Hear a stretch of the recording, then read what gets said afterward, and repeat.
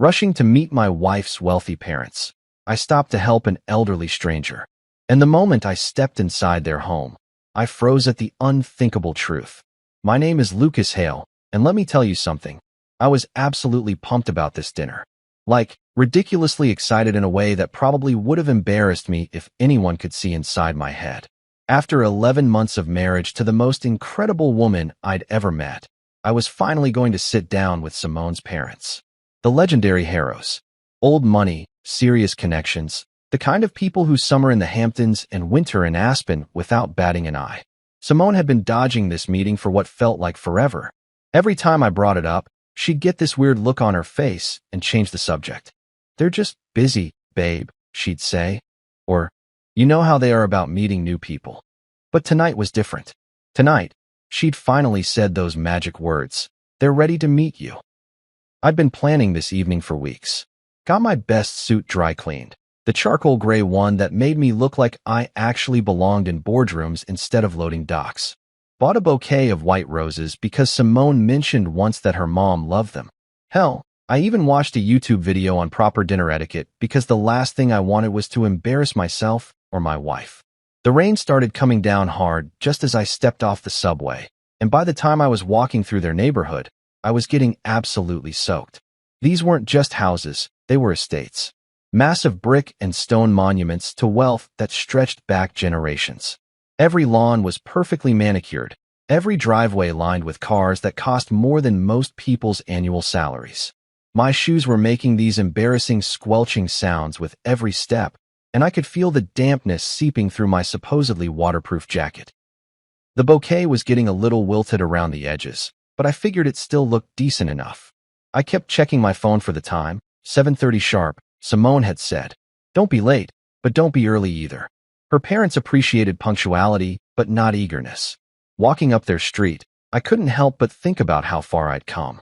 2 years ago, I was sharing a crappy apartment with 3 roommates, eating ramen for dinner more nights than I care to admit. Now I was married to an amazing woman and about to have dinner with people who probably had more money in their checking account than I'd see in a lifetime. The American dream, right? I kept rehearsing conversations in my head. What would I say when they asked about my job? Logistics management sounded way better than "I coordinate shipping schedules," which sounded way better than "I basically make sure trucks show up on time." What about my background? Community college wasn't Harvard, but I'd graduated with honors and a full scholarship. That had to count for something.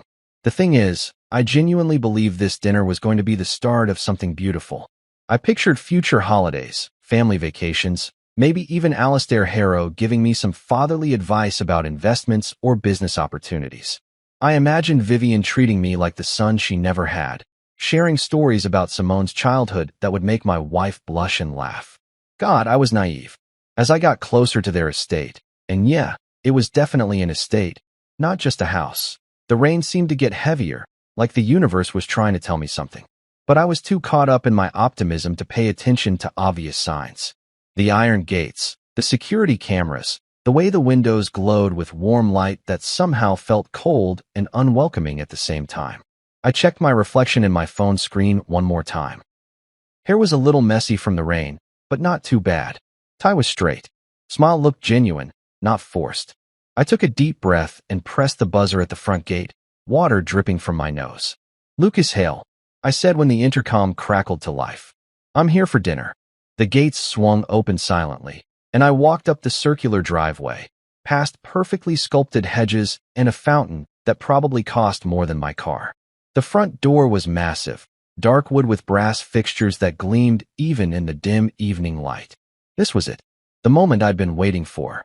The night that would officially make me part of the family, not just the guy who married their daughter. I knocked 3 times, firm but not aggressive, and stood there in my damp suit with my slightly wilted flowers, grinning like an idiot. I had no idea I was walking into a trap. No idea that this family had secrets that went deeper than their bank accounts. No idea that by the end of the night, everything I thought I knew about my wife, her family, and myself would be turned completely upside down. But hey, that's what makes life interesting, right? Sometimes the nights that are supposed to change everything actually do, just not in the way you expect. You know how sometimes life throws these random moments at you that seem totally insignificant at the time, but later you realize they were actually huge turning points? Yeah, well, I was about to have one of those moments, and I had absolutely no clue. I was running about 10 minutes behind schedule when I hopped on the crosstown bus. The rain was coming down in sheets now, and my umbrella had already given up the ghost, one of those cheap drugstore jobs that flips inside out the second a real wind hits it. I was clutching the stems of those white roses, trying to keep them from getting completely destroyed, when I heard this commotion up near the front of the bus. "Ma'am, I need exact change or a Metro card," the bus driver was saying, his voice carrying that particular brand of tired patience that comes from dealing with the same crap all day long. "I can't break a 20. That's when I saw her. This elderly woman, probably in her 70s, standing in the aisle with rain dripping from her gray hair onto the floor. She was wearing this old navy coat that had seen better decades, and she was clutching this fabric bag against her chest like it contained everything she owned in the world. And maybe it did. The bag was what caught my attention first. It was obviously handmade, with patches of different fabrics sewn together in this intricate pattern. Some pieces looked like they came from old dresses, others from curtains or tablecloths. It wasn't just patched up. It was like someone had put real love and care into making something beautiful out of scraps. "Please," she was saying to the driver, and her voice had this tremor in it that made my chest tight. "I have to get to Mercy General. My grandson." She stopped talking and just stood there, water pooling around her worn-out shoes. The bus was packed with the usual evening crowd.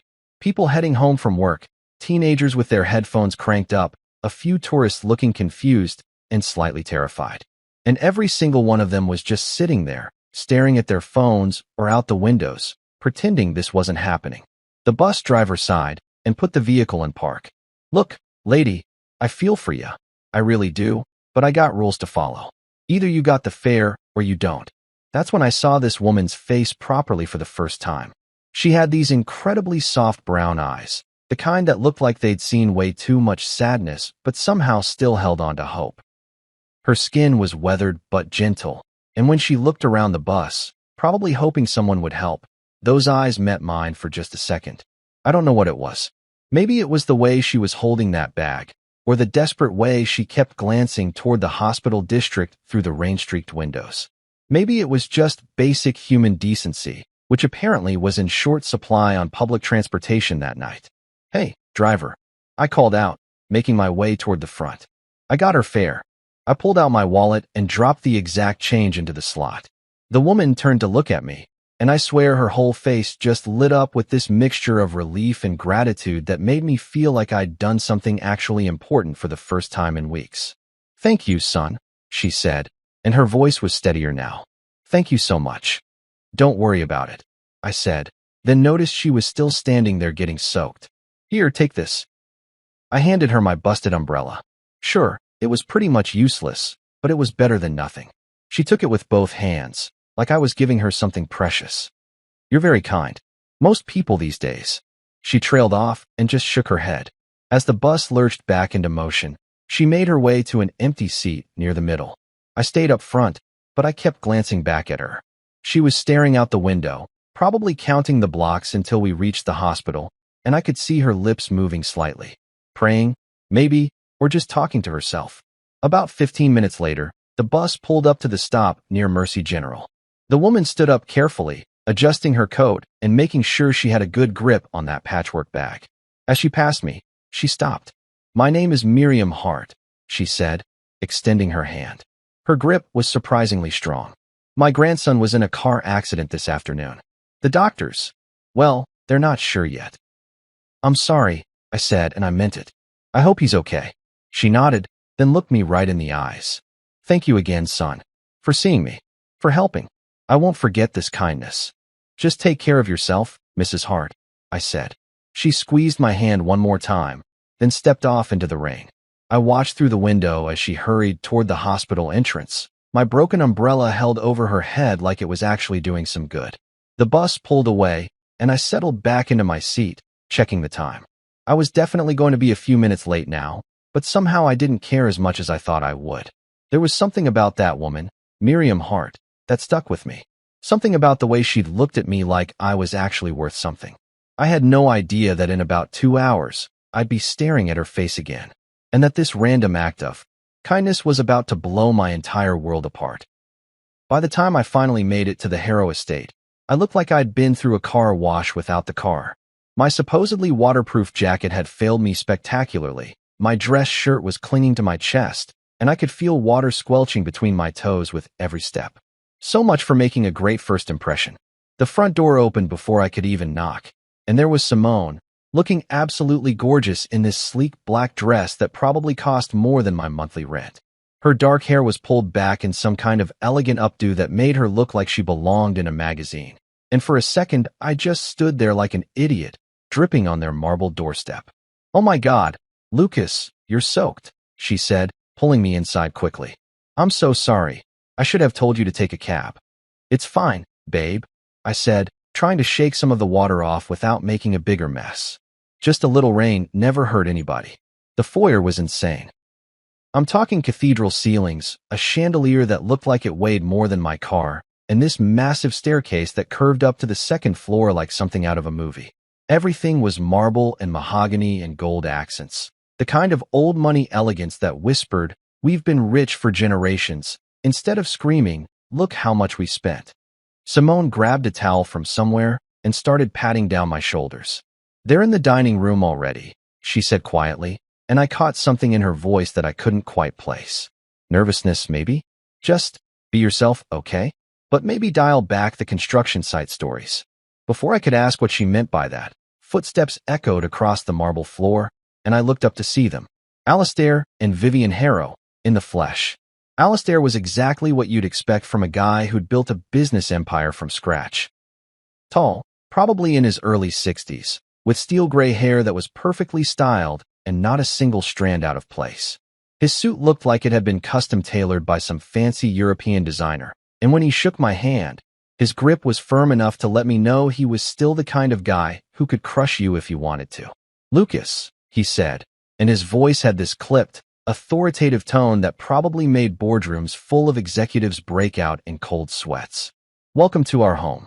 Vivian was standing slightly behind him, and I could see where Simone got her looks.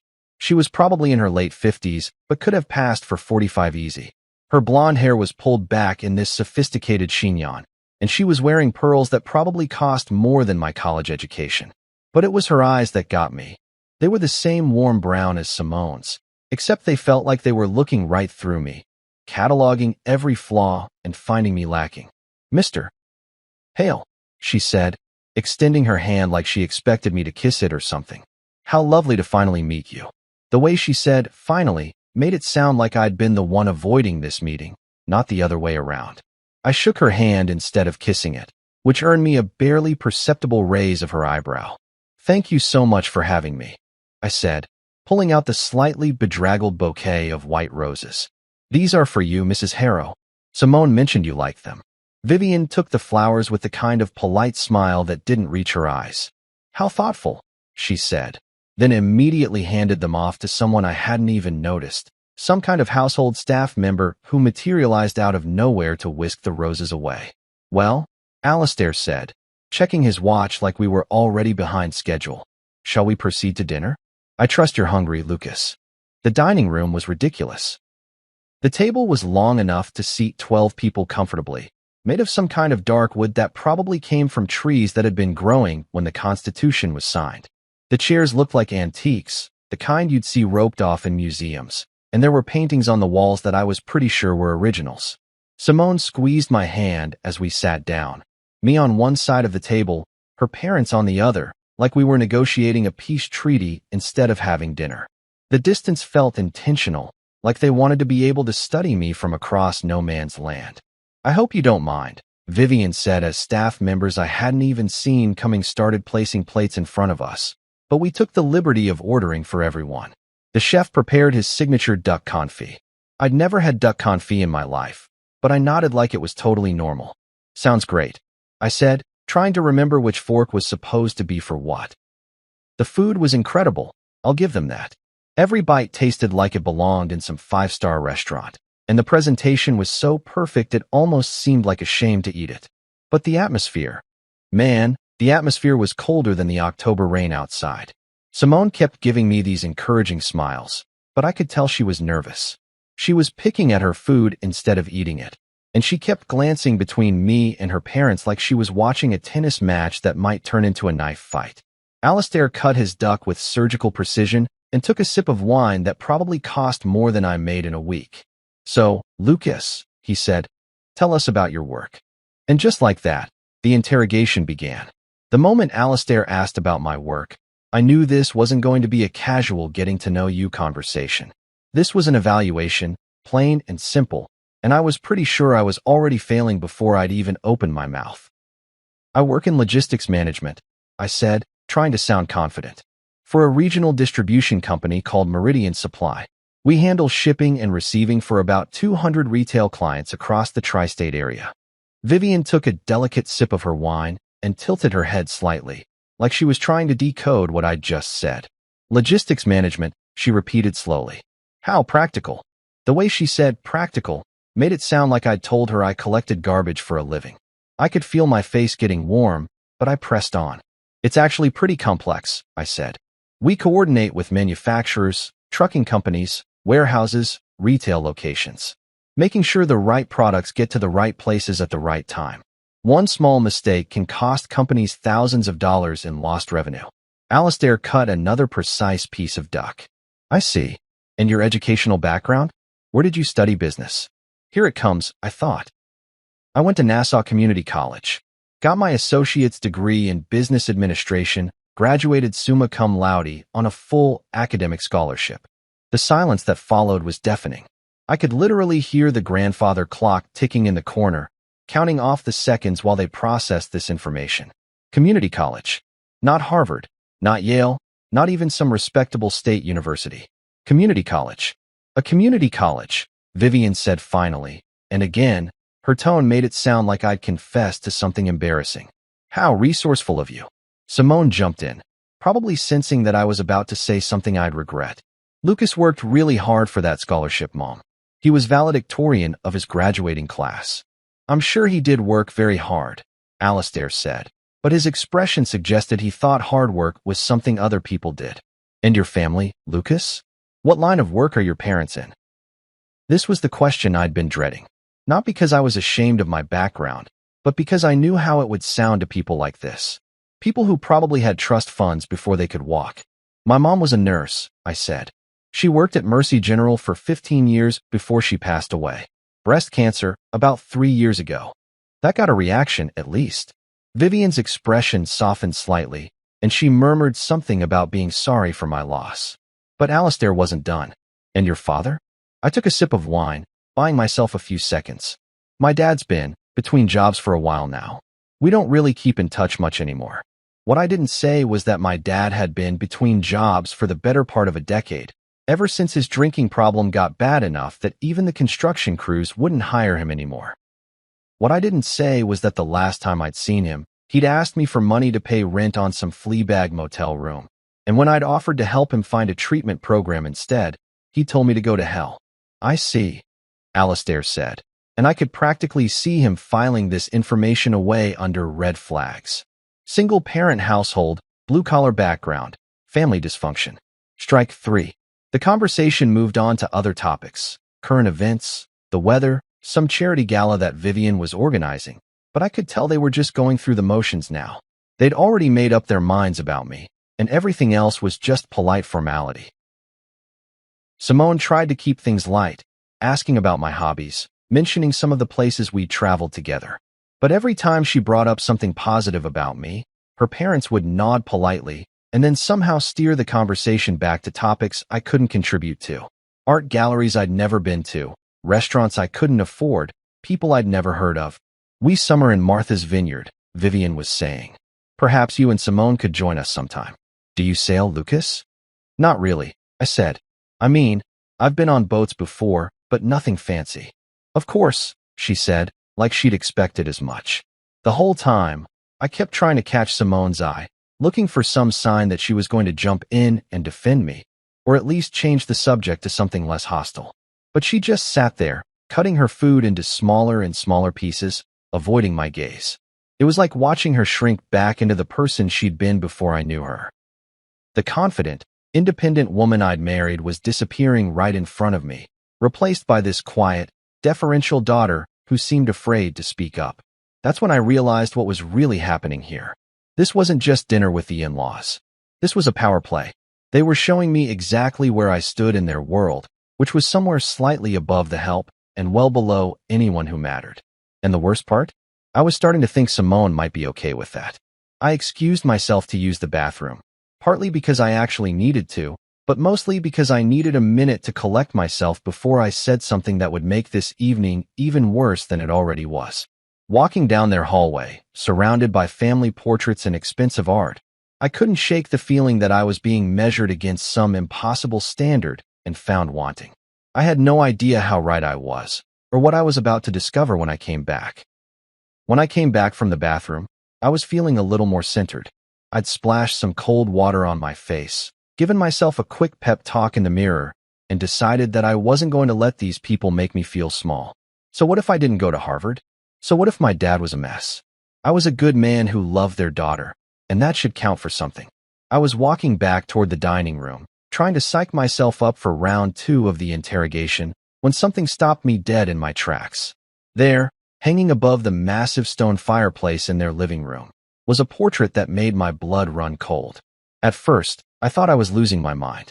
The lighting in the room was dim, just a few strategically placed lamps casting long shadows across the walls, and I figured maybe my eyes were playing tricks on me. But as I got closer, there was no mistaking what I was seeing. It was her, the woman from the bus, Miriam Hart. Except in this painting, she looked maybe 30 years younger.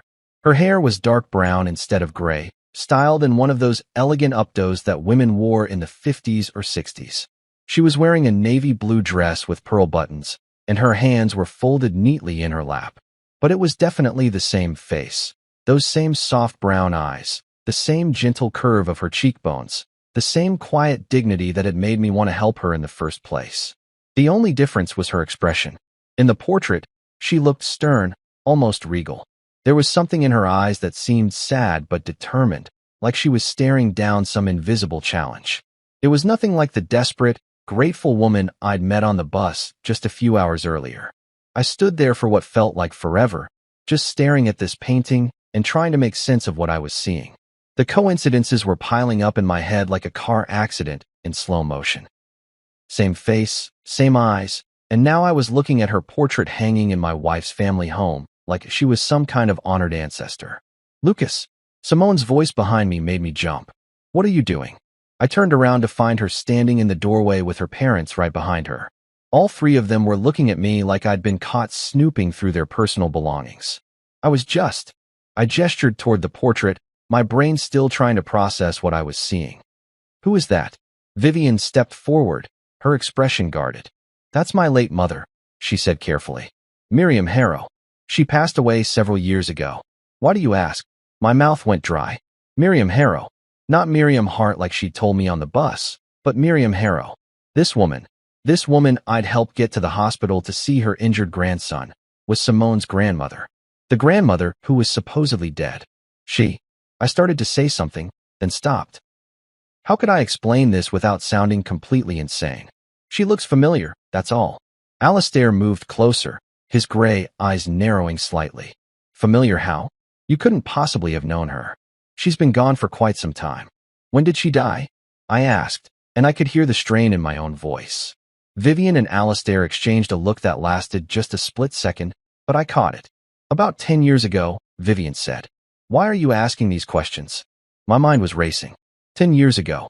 But I'd literally seen this woman 3 hours ago, gotten on a bus with her, helped pay her fare, given her my umbrella. She'd told me her name was Miriam Hart, and she was going to see her grandson at Mercy General. Unless I was having some kind of psychotic break, there was no way this woman was dead. "I need to make a phone call," I said suddenly. "Excuse me." Alistair's voice had that sharp edge that probably made his employees scramble to attention. "I just need to check something," I said, pulling out my cell phone. "I'll be right back." I walked toward the front door, ignoring their confused protests behind me. My hands were shaking as I dialed 411. "Information. How can I help you?" "I need the number for Mercy General Hospital." I said. A few seconds later, I was connected to the hospital's main line. Mercy General, how may I direct your call? Hi, I said, trying to keep my voice steady. I'm calling to check on a patient who was admitted earlier today. Her name is Miriam Hart. Elderly woman. Probably came in through the emergency room. There was a pause, the sound of keyboard clicking. I'm sorry, sir, but I don't show anyone by that name admitted today. My heart started pounding. Are you sure? Maybe she's registered under a different name? What was the last name again? Hart. H-E-R-T. I took a deep breath. Or maybe Harrow. H-E-R-R-O-W. More clicking. Then, oh yes, here she is. Miriam Harrow, admitted this evening for exhaustion and dehydration. Are you family? The phone slipped in my sweaty palm. Did you say Harrow? Yes, sir. Miriam Harrow. She was brought in around 6:30. I hung up without saying goodbye and just stood there on the Harrow's front porch, rain still coming down, staring at my phone like it might give me some answers. Miriam Harrow, not Hart. She'd lied to me about her name, or at least given me a different version of it. And she was very much alive, currently lying in a hospital bed about 15 minutes away from where I was standing. So why had Vivian just told me that her mother died 10 years ago? I walked back into the house in a daze. The three of them were standing exactly where I'd left them, watching me with expressions that ranged from confusion to irritation. Lucas, Simone said, what's going on? You're acting really weird. I looked at her, then at her parents, then back at the portrait hanging above the fireplace. Miriam Harrow, supposedly dead for a decade, staring down at me with those same brown eyes I'd looked into on the bus. We need to talk, I said. The silence in that living room was so thick you could have cut it with a knife.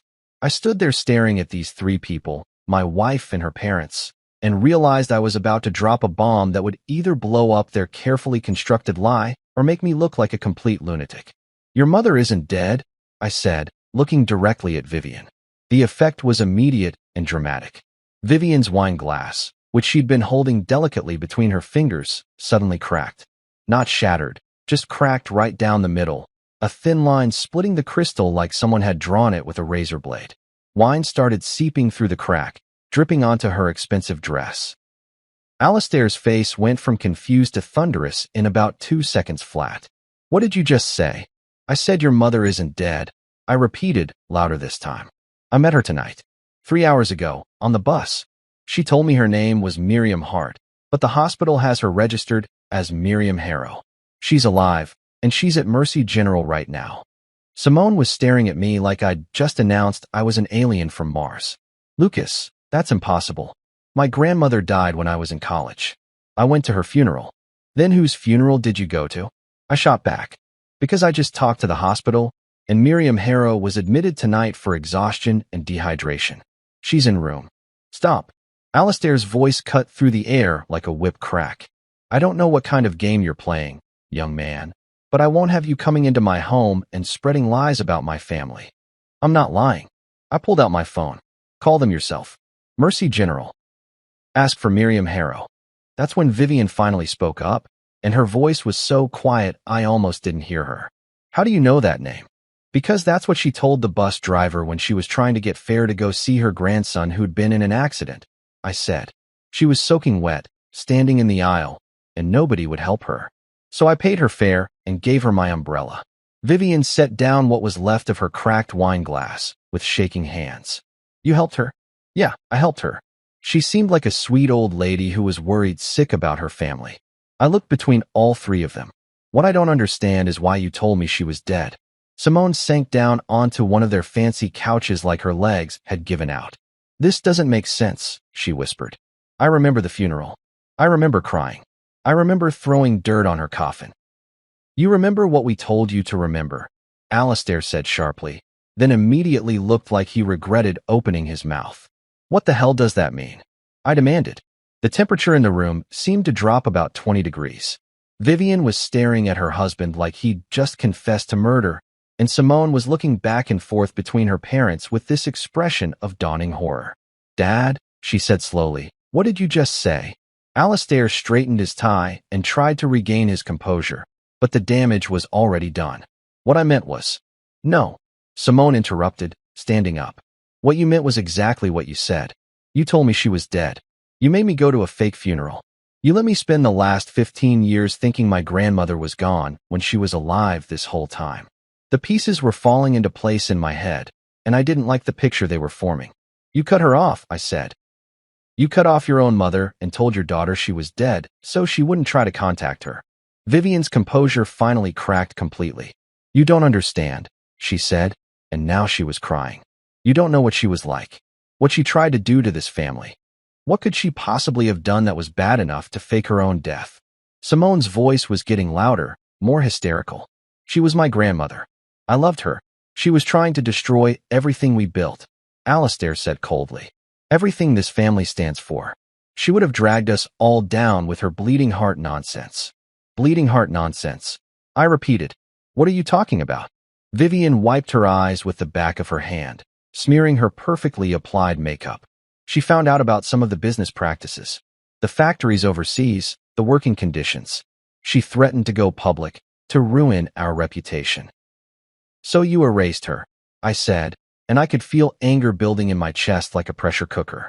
You couldn't handle the fact that she had a conscience, so you just pretended she didn't exist. Simone was pacing now, her hands clenched into fists. How many times did I ask about her when I was younger? How many times did you tell me she was too sick to see me? How many times did you lie to my face? We were protecting you, Alistair said. Protecting this family. From what? From the truth. Simone whirled around to face him. From having a grandmother who actually gave a damn about people besides herself. I thought about Miriam on the bus, the way she'd clutched that patchwork bag, the genuine gratitude in her eyes when I'd helped her. She's at the hospital right now, I said, worried sick about her grandson. Alone. Good, Alistair said. That's where she belongs. The words hung in the air like a slap.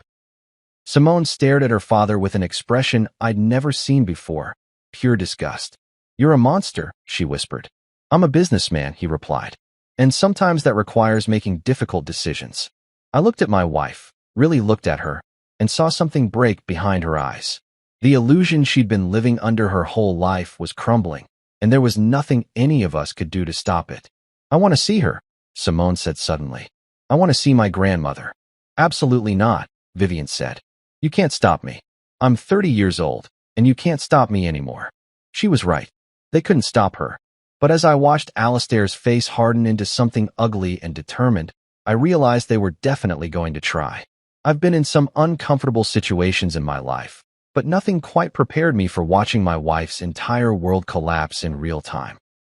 Simone was standing in the middle of that pristine living room, shaking with rage and hurt, while her parents looked like they were debating whether to double down on their lies or come clean about whatever else they'd been hiding. I'm leaving, Simone announced suddenly. I'm going to the hospital, and I'm going to see my grandmother. Simone, please, Vivian started, reaching out toward her daughter. You have to understand. Understand what? Simone jerked away from her mother's touch. That you've been lying to me my entire adult life? That you let me grieve for someone who wasn't even dead? That you stole 15 years of my relationship with the only grandparent I had left? Alistair stepped forward, and his voice had that commanding tone that probably worked great in boardrooms, but was falling flat in his own living room. You're being dramatic. We made a difficult choice to protect this family's interests. Protect the family or protect your bank account? I asked, and all three of them turned to look at me like they'd forgotten I was there. This is none of your business, Alistair said coldly. It became my business the second I married your daughter, I shot back. And it sure as hell became my business when I helped your supposedly dead mother-in-law get to a hospital. Simone grabbed my hand. Come on, Lucas. We're leaving. But as we headed toward the front door, Vivian's voice stopped us. You don't understand what she's like, she said desperately. What she put us through. Simone turned around slowly. Then tell me what my grandmother did that was so terrible you had to fake her death. The silence stretched out for what felt like forever. Finally, Vivian sank down into one of those expensive chairs like the weight of keeping this secret was physically crushing her. She found out about the factories, she said quietly. The ones in Bangladesh and Vietnam.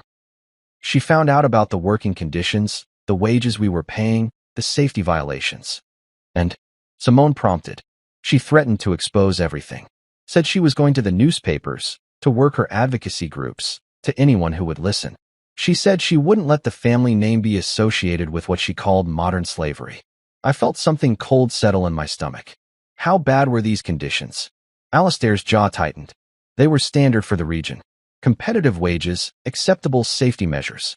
Nothing illegal. Nothing illegal according to whose laws? I pressed. And what about moral? Morality doesn't pay for estates like this, he said bluntly. Morality doesn't fund charity galas and art collections and your wife's comfortable lifestyle. Simone let go of my hand and took a step toward her father. So you cut her off? Your own mother? Because she had a conscience. We tried to reason with her first, Vivian said. We explained that going public would destroy not just the business, but hundreds of jobs here in the States. We told her that sometimes you have to make compromises to survive in the global economy. But she wouldn't listen, Alistair added. She was going to destroy everything we'd built over some misguided sense of social justice. So you destroyed her instead, I said. Vivian started crying again. We didn't destroy her. We just removed her from our lives. We told Simone she was sick, then that she'd died. We thought it would be easier for everyone. Easier for everyone except the woman you erased from existence, Simone said, her voice deadly quiet. And easier for everyone except the granddaughter who spent years wondering why she never got to say goodbye. I thought about Miriam on the bus, the way she'd looked when she talked about her grandson being in an accident. The genuine worry in her voice, the way she'd thanked me like basic human kindness was some kind of miracle. She's been alone all this time, I said. While you've been living in this mansion, telling everyone she's dead, she's been alone. She made her choice, Alistair said. No, Simone said firmly. You made her choice for her. You made all our choices for us. She headed for the door again, and this time I followed without hesitation. But as we reached the front hall, Vivian called out one more time. If you do this, she said, if you go see her, your father will cut you off completely. No more trust fund, no more family support, no more inheritance. You'll be on your own. Simone stopped with her hand on the doorknob. For a second, I thought she might actually reconsider. This was the life she'd grown up with, the security she'd always known. Walking away from it would mean giving up everything she'd ever taken for granted. Then she turned around and looked at her parents with an expression I'd never seen before. Not angry anymore, just sad. Disappointed in a way that went bone deep. You know what, she said. Good. Maybe it's time I found out who I am when I'm not living off blood money. She opened the door, and we walked out into the rain together. As we hurried toward my car, Simone was quiet except for the occasional sniffle. I wanted to say something comforting, something that would make this easier for her, but honestly, I didn't know what that would be. How do you comfort someone who's just discovered that their entire family history is a lie? Are you sure about this? I asked as we got into the car. About seeing her, I mean. About walking away from all that. Simone buckled her seatbelt and looked back at the house where she'd grown up. I've never been more sure of anything in my life. I started the engine, and we drove toward Mercy General through the rain, leaving the Harrow estate and everything it represented behind us. The next morning, I woke up feeling like I'd been hit by a truck. Simone and I had stayed up until almost 3 a.m, talking through everything that had happened at dinner. She'd cried, I'd held her, and we both tried to figure out what the hell we were supposed to do with this information that had basically blown up her entire understanding of her family. But there was one thing I knew I had to do, and I had to do it alone. I needed to go back to Mercy General and talk to Miriam, really talk to her, without Simone there. I needed to understand what had really happened all those years ago, and I needed to hear it from the woman who'd been erased from their family history. I told Simone I was running errands and would be back by lunch. She was still in her pajamas, sitting at our kitchen table with a cup of coffee, staring at nothing. Take your time, she said quietly. I'm not going anywhere. The hospital smelled like disinfectant and that weird combination of industrial cleaning products and human sadness that all hospitals seem to have. I asked at the information desk for Miriam Harrow's room number, half expecting them to tell me she'd been discharged or moved or had never existed in the first place. But she was there, in room 314, and when I knocked on the door frame, she looked up from the book she was reading with those same soft brown eyes I remembered from the bus. Well, I'll be damned, she said, and her voice was stronger than it had been the night before. It's my guardian angel from the bus. How are you feeling, Mrs. Harrow? I asked, stepping into the room. She gestured to the chair beside her bed. Oh, much better, thank you. And please, Call me Miriam. Though I have to ask, how did you know to find me here? And more importantly, how did you know my real name? I sat down and took a deep breath. This is going to sound crazy, but I'm married to your granddaughter, Simone. The book slipped from her hands and fell onto the white hospital blanket. For a moment, she just stared at me like I'd spoken in a foreign language. Simone, she whispered finally. My Simone, you're married to my little girl. She's not so little anymore, I said. She's 30, and she's beautiful, and she's been told her whole adult life that you were dead. Miriam's face crumpled, and she pressed her hands to her mouth. Oh God, they really did it. They actually told her I was dead. You knew they might. She nodded, tears streaming down her cheeks. Vivian threatened it. Said if I didn't stop interfering with the family business, she'd make sure I never saw Simone again. But I thought, I hope she was just angry. I never imagined they'd actually go through with something so cruel. I leaned forward in my chair. What happened, Miriam? What really happened between you and your daughter? She wiped her eyes with a tissue from the bedside table and seemed to gather herself. I found out about the factories, the overseas operations, the conditions those poor people were working in, the wages they were making. It wasn't just bad business. It was unconscionable. So you confronted them? I tried to talk to Alistair first, man to man, or whatever you want to call it. I told him I'd seen the reports, the photographs. Workers making pennies a day, children as young as 12 working 16-hour shifts, safety violations that would make your stomach turn. Her voice was getting stronger, more indignant. And you know what he said to me? I shook my head. He said it was the cost of doing business in the global economy. Said if we didn't take advantage of cheap labor, our competitors would, and we'd be priced out of the market. She laughed bitterly, as if making slightly less obscene profits was somehow equivalent to going bankrupt. What did you do? I told him I was going public, that I'd rather see the family name dragged through the mud than built on the suffering of innocent people. I gave him 2 weeks to start implementing changes, better wages, safer working conditions, independent oversight, basic human decency. And he refused. He cut off my access to the family accounts that day, changed the locks on the estate, had security escort me off the property like I was some kind of criminal. Her hands were shaking slightly. But the worst part was Vivian, my own daughter, siding with him, telling me I was being naive and unrealistic. I thought about Vivian's tears the night before, the way she'd tried to justify their actions. I think she regrets it now, at least part of it. Miriam snorted. Regret is a luxury she can afford now that the damage is done. She reached over to the small table beside her bed and opened the drawer.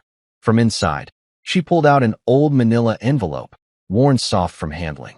I wrote to Simone, she said, holding the envelope against her chest. Every birthday, every Christmas, every major holiday for 15 years. I kept hoping that maybe one would get through, that maybe they'd have a change of heart. She handed me the envelope, and I could see it was thick with letters. The outside was addressed to Simone in careful handwriting, with different return addresses, like Miriam had moved around a lot over the years. They all came back, she said. Every single one. Returned to sender. After the first few years, I knew they weren't even showing them to her. But I kept writing anyway. It was the only way I had to stay connected to her. I opened the envelope carefully. There had to be 50 letters in there, maybe more. Birthday cards, Christmas cards, graduation cards, random letters with no special occasion. All of them opened, all of them read, all of them sent back. Read one, Miriam said. Any one. I pulled out a card at random. It was a graduation card, and when I opened it, Simone's name was written in elegant script at the top. My dearest Simone, it read, I watched you graduate from high school today. I know you couldn't see me. I sat in the very back row, behind the other families, but I was there. You looked so beautiful in your cap and gown, so proud and confident. I wanted to run down there and hug you and tell you how much I love you, but I knew your parents would have me arrested if I tried. I hope someday you'll understand that I never wanted to leave you. I hope someday we'll be together again. All my love, Grandma Miriam. I looked up at her, and she was crying again. You were there? At her graduation? I was there for everything I could manage. Graduation, a few school plays when she was younger, her wedding. She looked at me meaningfully. I saw you two get married. You looked so happy. You were at our wedding? Way in the back, behind a pillar. I just wanted to see her on the happiest day of her life. She smiled through her tears. You make her happy. I could see it from across the room. I sat there holding this envelope full of love letters that had never reached their destination, thinking about all the birthdays and holidays Simone had spent thinking her grandmother didn't care about her. "She's going to want to see you," I said finally. Miriam's breath caught. "Do you think she would? After all this time? After everything they've told her about me?" "I think she needs to see you. I think you both need it." She reached out and squeezed my hand. "You really are an angel, you know that? First you help a strange old woman on the bus, and now you're reuniting families." "I just did what anyone would do." "No," she said firmly. "You did what you would do, and that makes all the difference." I stayed with her for another hour, listening to stories about Simone as a child, looking through more of the letters she'd written over the years. When I finally left, I promised her I'd bring Simone by that evening. As I walked back to my car, I couldn't stop thinking about those letters. 15 years of love, carefully written and carefully returned. 15 years of a grandmother watching her granddaughter's life from the shadows. Tonight was going to change everything for both of them. Getting Simone to the hospital that evening was like trying to convince someone to jump out of an airplane. She wanted to see her grandmother. God knows she wanted that more than anything. But 15 years of believing someone is dead doesn't just disappear because you find out it was all a lie. What if she hates me? Simone asked for the 10th time as we sat in the hospital parking lot. What if she blames me for not trying harder to find her? "She doesn't hate you," I said, reaching over to take her hand. "Trust me on this one. She could never hate you." But what if she's different now? What if she's not the grandmother I remember?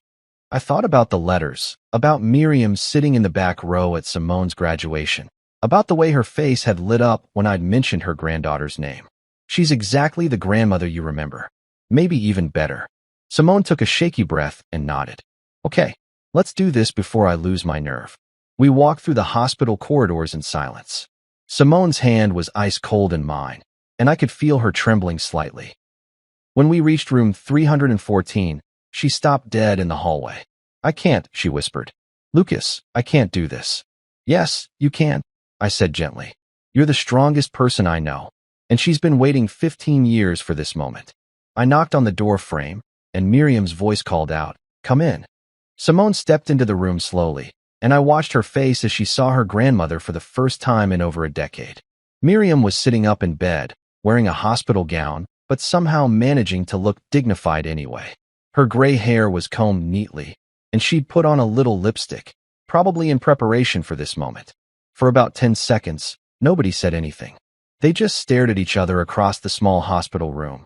Two women trying to bridge a gap that had been artificially created and maintained by people who were supposed to love them both. Then Simone whispered, "Grandma?" And it came out like a question, like she still couldn't quite believe what she was seeing. Miriam started crying immediately, not the quiet, dignified tears of someone trying to maintain their composure, but the ugly, gut-wrenching sobs of someone who'd been holding back 15 years of grief and love and loss. "Oh, my baby girl," she managed to say between sobs. "My beautiful baby girl." That broke something loose in Simone, and she rushed across the room to throw her arms around her grandmother. They held each other like they were afraid the other might disappear if they let go, crying and laughing and trying to talk all at the same time. "I thought you were dead," Simone kept saying. "I thought you were dead, and I never got to say goodbye, and I never got to tell you how much I loved you." "I know, sweetheart," Miriam whispered, stroking Simone's hair like she was still a little girl. "I know, but I'm here now. I'm here, and I'm not going anywhere." I stood in the doorway watching this reunion, and I'll be honest, I was fighting back tears myself. There's something about seeing people find each other again that just gets to you, you know? Especially when you know how close it came to never happening at all. After a few minutes, they pulled apart enough to really look at each other. Miriam cupped Simone's face in her hands and just stared at her like she was trying to memorize every detail. "You're so beautiful," she said. "Even more beautiful than you were at your wedding." Simone's eyes widened. "You were at my wedding?" "Back row, behind a pillar. I couldn't miss it." Miriam glanced over at me and smiled. "You picked a good one, sweetheart. He's got a kind heart." "He found you," Simone said, reaching back to grab my hand and pull me closer. "He's the one who figured out you were alive." "I didn't figure out anything," I said. "I just helped an old lady on a bus. Everything else was pure chance." "There's no such thing as pure chance," Miriam said firmly. Some things are meant to happen. We spent the next 2 hours talking. Miriam told Simone about the letters she'd written, about watching her graduate, about all the birthdays and holidays she'd celebrated alone while thinking about her granddaughter. Simone told her about college, about her job at the art gallery, about our relationship and our plans for the future. But eventually, the conversation turned to the elephant in the room. I can't believe they told me you were dead, Simone said, shaking her head. I can't believe I fell for it. You were a child, Miriam said gently. You trusted the adults in your life to tell you the truth. That's not your fault. But I could have looked for you. I could have tried to find out what really happened. With what information? They controlled everything. Your access to family records, your understanding of the family history. They made sure you had no reason to question their story. Simone was quiet for a moment. They threatened to cut me off last night. When I said I wanted to see you, Miriam's face hardened. Of course they did. Control is all they understand. I told them I didn't care, that I'd rather be poor and honest than rich and complicit. And how do you feel about that now? In the light of day, when the anger has had time to settle? Simone looked at me, then back at her grandmother. I feel free, she said. For the first time in my life. I feel like I can make my own choices without worrying about what they'll think or how it will affect the family reputation. Miriam reached for her hand. It won't be easy. They'll try to make you come back. They'll use guilt, fear, promises, threats, whatever they think will work. Let them try, Simone said, and there was steel in her voice that I'd never heard before. I'm done being their puppet. As visiting hours came to an end, we prepared to leave. But before we walked out, Miriam grabbed both our hands. Thank you, she said, looking directly at me, for bringing her back to me, for seeing me as a person worth helping when everyone else just looked away. Thank you for raising someone worth fighting for, I replied. As we walked back to the car, Simone was quiet. When we reached the parking lot, she stopped and turned to face me. Do you know what this means? She asked. That you get your grandmother back?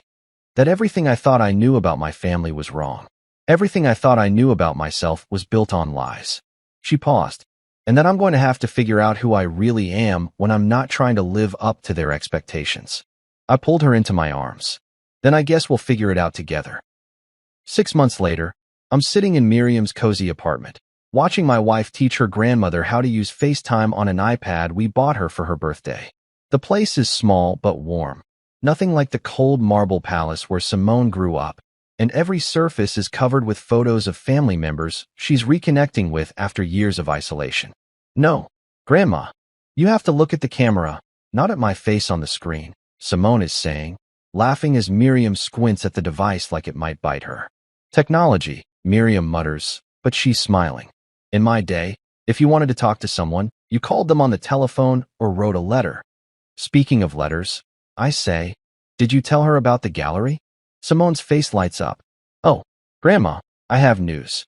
I'm opening my own gallery next month. Nothing fancy, just a small space in Brooklyn, but it's mine. That's wonderful, sweetheart, Miriam says, setting down the iPad. What kind of art will you show? Local artists, mostly. People who create beautiful things but can't afford the big gallery fees.